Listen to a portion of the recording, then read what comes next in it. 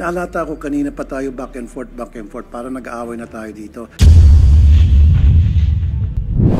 Senator Tulfo intimated to this representation his desire to speak on the matter as well. Mr. President, I'd like to make a very short manifestation. Naalata ko kanina pa tayo back and forth, para nag-aaway na tayo dito. To solve the impasse siguro, we'll have to put it in a vote whether to convene today or tomorrow. Somehow we have to convene come what may. Magbutuhan na lang tayo para matapos na. Baka abutin tayo hanggang madaling araw, hindi pa rin natin napag-alalaman kung ano talaga ang dapat gawin natin. Let's do it. Let's put it in a vote. Kung tonight ba tayo magbutuhan or tomorrow? I mean, magbubutuhan tayo whether we convene today or tomorrow. That's it. Plain and simple. Para matapos na ang problema natin dito ngayon. Duly noted. Today or Wednesday? Kasi there are senators who want it to be on Wednesday. May mga senador na gusto ngayon. Let's put it in a vote. Pero somehow we have to convene come what may. Thank you, Mr. President. Mr. President.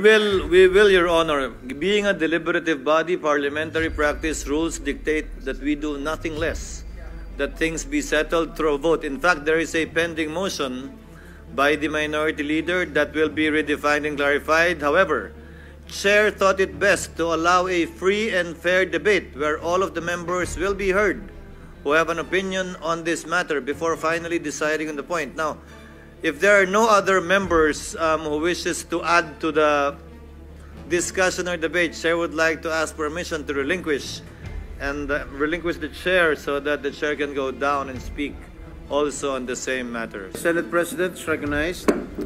Thank you, Mr. President. Thank you, distinguished Majority Floor Leader. With the permission of our colleagues, ilang bagay po ang nais ko sanang sabihin, paumanhin. Dininig ko muna ang posisyon at opinyon ng bawat isa bago ko pinagpasahang bumaba mula sa kinakaluklukan at kinakaupuan ko at sagutin ang ilan sa mga puntong ibinigkas nitong nagdaang ilang oras na.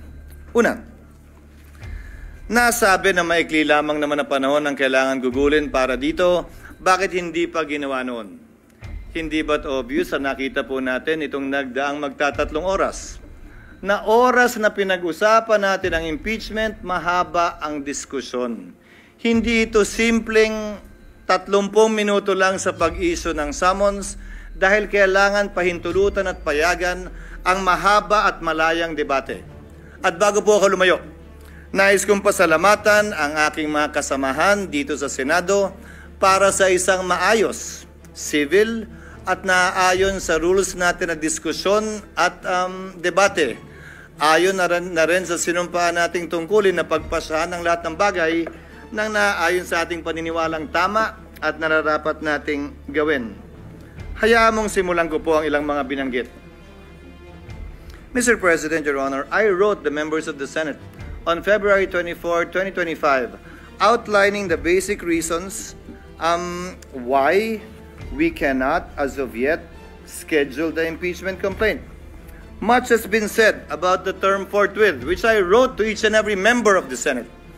Mr. President, Your Honor, we are governed not only by the Constitution but also our rules. We are governed as well by precedents. We are governed as well by decisions of the Supreme Court pertaining to this matter.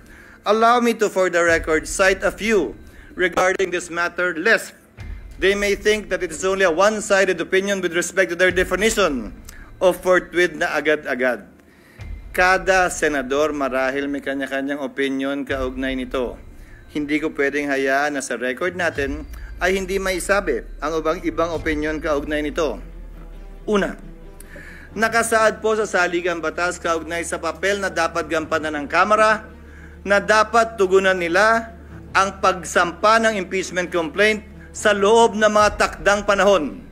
Kung ilang session days para ilagay sa calendar, ilang session days para ilagay sa Committee on Justice, ilang session days para pagpasahan, ilang session days para pagdesisyonan ng plenaryo ng Kamara. Nakalagay din sa rules ng Kamara, anumang impeachment complaint regularly filed by one member dapat po immediately, hindi po forthwith, immediately, i-transmit ng Secretary General sa Speaker. Nakalagay din sa sariling rules ng Kamara. Ang Speaker dapat sa loob ng 10 araw i-refer sa Committee on Justice. Bakit mahalaga yon? Dahil sang-ayon sa desisyon ng Korte Suprema sa Francisco case, dyan magsisimula ang 1-year ban sa pagsasampa ng pangalawa, pangatlo o pang-apat na impeachment complaint. Hindi yan ginawa ng Kamara. Sa katotohanan, hanggang nag-adjourn tayong lahat bilang Kongreso noong February 5, hindi yan ginalaw ng Secretary General sa kabila ng magkatabi lamang naman ng opisina ng Secretary General at ng Speaker. Sasabihin marahil ng ilan, tapos na yan. Lumipas na yan, tulad ng sinabi ni Senator Coco, wala na tayong magagawa dyan. Nandun ako. Pero may katanungan akong iiwan bago nating lisanin ang puntong yan. Nasaan yung mga nagre-reklamong dapat agad-agad? Nasaan yung mga nagsasabing ngayon na, wag nang pagpaliban, ba't ba dinedelay? Inupuan po na mahigit 2 buwan, magtatatlong buwan nga ito. Hindi inaksyonan. Wala naman ako narinig na nagreklamo na nasa na yung agad-agad. Sa kanila nakalagay immediately, may takdang araw pa. Yan ang paksa ng petition sa Korte Suprema ngayon na inihain ni Vice President Sara Duterte kaugnay sa pag-iiwas sa tinatawag niyang 1-year ban na nakasaad sa saligang batas. Now let me proceed to forthwith. I quoted this in my letter to all the senators.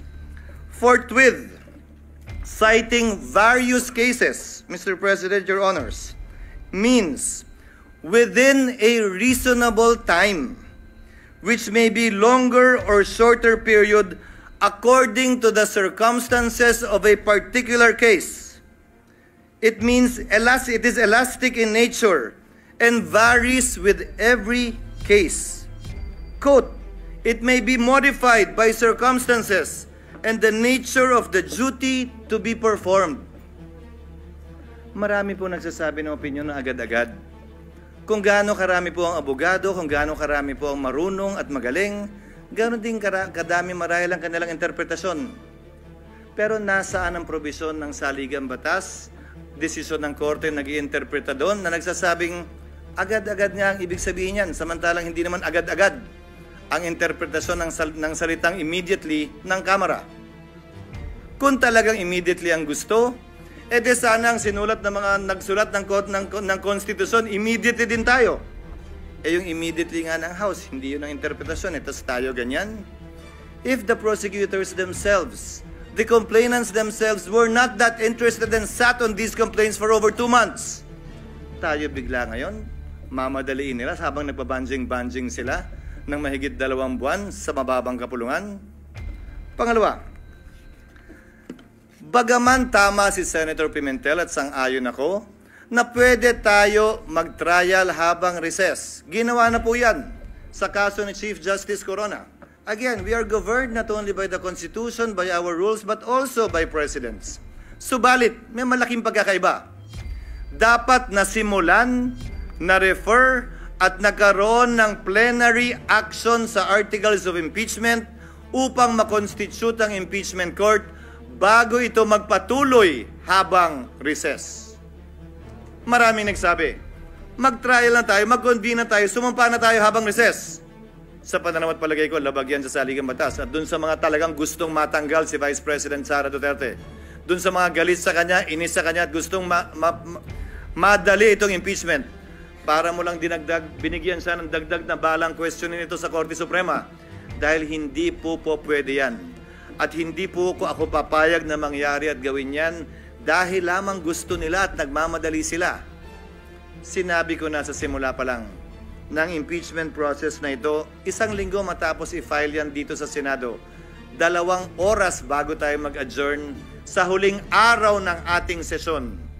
Sabi ko, hindi ako makikinig, susunod o magpapadala sa sino mang pabor sa impeachment at ayaw kay Vice President Duterte. Impeachment complaint. Pinagpasahan nila. Resign na pala eh. Wala na tayong kailangan gawin. Naalala niyo po yung debate? Na meron pa namang penalty of absolute perpetual disqualification. That was discussed. But by way of precedent, the Senate did that. So if you look at the past presidents of the Senate, nagawa po nila yon, pinagbotohan po nila yon. Without convening the impeachment court. Wala pong nagsabi, hoy, inaabandon na ninyo ang inyong constitutional duty nung ginawa ng Senado yon. Paano po yan, Ginoong Pangulo? Pagsang-ayon ba ang karamihan o ng pinakamaingay o matatalino sa ating bansa? Okay lang? Pag hindi sila sang-ayon, hindi na okay. Bugbog ka na. Bugbog na institusyon. Dapat may gawin na tayo. The Constitution, the rules, and the precedents, Mr. President, do not change simply because a group says otherwise. Balikta naman pa natin. Yung isang naudlot na impeachment complaint laban kay dating Chief Justice Davide, karamihan sa mga civil society groups tutol doon sa impeachment complaint na yon. Tungkol sa corruption din yon. Tungkol sa pag-aabuso din ng poder yon. Parehong mga grounds. Dahil yun naman ang ground ng impeachment talaga eh. Anong sinabi nung halos parehong grupo ngayon na gusto ang ulo ni Vice President Sara? Ay, masama yung impeachment yan. Hindi yan dapat i-file. Dapat i-dismiss nyo yan. Mabuting tao si Chief Justice Davide. Nagsalita pa ang mga miyembro ng Senado noon. Kahit padala yan ng Kamara sa amin, hindi namin tatanggapin yan. Sinabi din po ng Senado noong mga panahon yun. At saka busy kami sa budget. Kailangan muna namin unahin yan bago yan. Babalik ko ang katanungan. Nagbabago ba? Depende kung sinong may gusto. Hindi ba dapat kung ano yung pamantayan at batayan kaugnay ng impeachment complaint, sino man ang nasasakdal?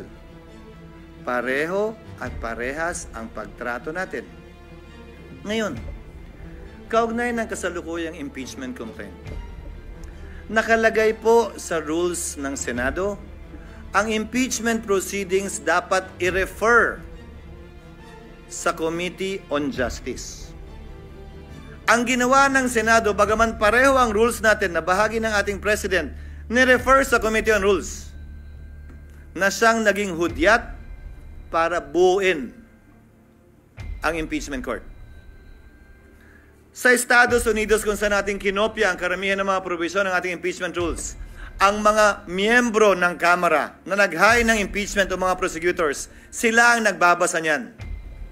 So, nung nakita po namin sa parte ng Secretariat, yung President na yon, nung nakita po namin yung provision na dapat sa Committee on Justice i-refer, sinuggest namin na basahin yung articles of impeachment ng prosecutors mismo.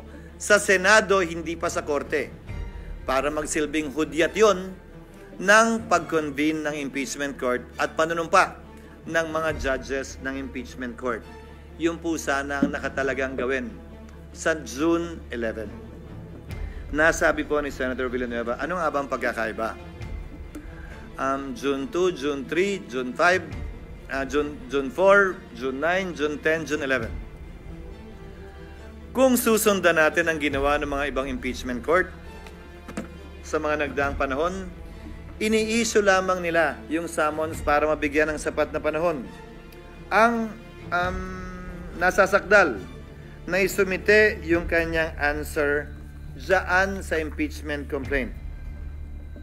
At pagkatapos nun, dahil magtatapos ang kapangyarihan ng mga prosecutor sa June 30, hindi po tayo pwede magpatuloy sa ating paglilitis dahil hindi naman pwedeng one side lang yung ating mapapakinggan pagkatapos ng June 30. Doon sa nagsasabi na may mga private prosecutor naman na i-appoint ang Kamara. With the principal goes the agent because the authority of the principal ceases by June 30. So, napag-usapan, tatawid ba ito? Tatawid ba ito sa susunod na Kongreso? Kung gaano rin karami siguro ang senador, ganong karami din ang opinion. Kung gaano karami ang abogado, ganong karami din ang magaling nilang basehan kung tatawid nga ba o hindi. My position is that it will. Mr. President, Your Honor, allow me to read portion of the deliberations of the Constitutional Commission on this matter. Delegate Aquino, because I would proceed, quote, from settled jurisprudence that impeachment proceedings are essentially judicial in nature, such that it follows that when the legislative chamber undertakes these proceedings, it sits as a court of justice, and therefore, it is not bound by the rules of legislative sessions. It cannot adjourn. Assuming that the session is adjourned, impeachment proceedings should not in any way be affected by the adjournment of the session. Delegate Romulo, that is not precluded from our proposal. If the Commissioner wants to make it explicit and to suggest amendments to that effect, I suppose I would not object. Our thinking is that if the Commissioner's premise is that it is like a court of justice, maybe an adjournment of the hearing will certainly not preclude it from continuing the proceedings on some other day. In other words, it could not lose jurisdiction just because of adjournment. Add to that, Mr. President, what the minority leader said during earlier sessions we've had. Hindi porkit pinalitan yung judge, dismissed agad lahat ng kaso at magsisimula uli. Ang prinsipyo pa ng batas na nagsasabing anumang sinimulan, dapat lamang tapusin. Plus ang president natin kaugnay sa SET na tumatawid yung kaso sa SET bagaman nagpalit ng Kongreso, bagaman nagpalit ng mga miyembro ng Senado at maestrado ng Korte Suprema. Now, allow me to state a few more things before I yield the floor. Mr. President, Congress cannot pass an irrepealable law. Very much so that we cannot bind the next Congress. Whatever we decide with respect to this issue, kung tatawid nga ba o hindi, would have to be confirmed, affirmed, or rejected as the case may be by the 20th Congress. Some of us will be part of that. Some of us will no longer be part of that. But we cannot tie their hands and bind their hands. But the same is true, Mr. President, Your Honor, if at all, with the House of Representatives as well. The 19th Congress also, to my mind, cannot bind. If the 19th Congress Senate cannot bind the 19th Congress, the 20th Congress Senate, then in the same breath, the 19th Congress House cannot bind the 20th Congress House. Certain procedural, to my mind, compliances need to be made in order for this to be done. As a last point, Mr. President, Your Honor, oo nga po at marami nagpapahayag na opinyon at maraming sinasabi laban sa Senado at higit pa sa sinumang miyembro ng Senado laban sa inyong lingkod. But I consider that as part of the burden of leadership, Mr. President, Your Honor. Bahagi yan ng trabaho bilang tagapangulo ng Senado na balikatin kung anumang pagsubok, anumang pasanin, anumang patutsada na ibabato sa Senado o sa tagapangulo ng Senado kaugnay ng ginagawa o di nito ginagawa. Pero alalahanin din sana ng ating mga kababayan, bagaman karapatan nilang sabihin at magsabi ng kanilang nasa sa loob, tulad ng paggalang na ginagawa natin sa mga nagpapahayag ng kanilang opinyon sa labas lamang ng Senado. Para po sa akin, lahat po ito ay welcome at respetado ko dahil sa isang demokrasya, importante ang malayang pagpapahayag ng opinyon. Sa isang demokrasya, Ginoong Pangulo, hindi naman pwedeng nagkakasundo tayo sa lahat ng bagay. Sa isang demokrasya, tama lang, okay lang at dapat lang na magkakaiba tayo ng pananaw basta't hindi tayo nagsasakitan, basta't hindi tayo nag-aaway o dumarating sa punto na magkakasakitan. Malaya tayo makakapagdebate pero sa dulo, tulad lamang ng nakarang eleksyon, pagbobotohan po natin ito at ito'y masesettle sa pamamagitan ng botohan. Sino man ang manalo sa botohan, hindi nangangahulugang tama. Sino man ang matalo, hindi nangangahulugang mali. Iyon ang gusto ng nakararami. Gayon din sa mga opinion na inihahayag sa ngayon. Hindi porkit yan ang tingin ninyo, tama na kayo. Hindi porkit na hindi sang-ayon ang ibang tao sa inyo, mali na sila. Hindi po ganun yun. That I am not, or anyone here in the Senate is not on your side, does not mean that they are wrong and you are right. Only history will be the judge of that. Kaugnay naman ng mga legal na opinion. Dapat ganito, dapat ganyan, ito ang forthwith, dapat ngayon na, dapat bukas, pwede sa Miyerkules. Ang pwede lamang po naman magpasya ng legalidad niyan ay ang Korte Suprema. Hanggat hindi po nangyayari yan, malaya tayong pwedeng magdebate at sabihin ang ating kanya-kanyang posisyon na buong nabukas at buong pahintulot ang binigay ng Senado para mapakinggan yan. Hindi lamang sa iba't ibang social media platforms, pati dito sa plenaryo ng Senado. Again, Mr. President, before I conclude, I thank our colleagues for enunciating their opinion, their positions on this matter, and for the healthy debate that we saw and heard regarding this matter.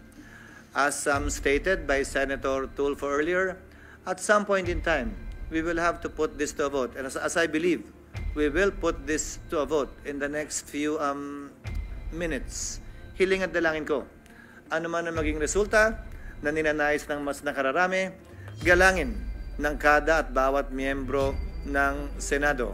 Dahil sa dulo, tagapangulo man ako ng Senado, batikang senador ka man o baguhan, tigi-tigisa lang po tayo ng boto. Pantay-pantay po tayo pagdating sa kapasyang ito. Maraming salamat po sa inyong pasensya, sa oras at paumanhin kung medyo mahaba-haba po ng konti ang aking mga sinambit na salita.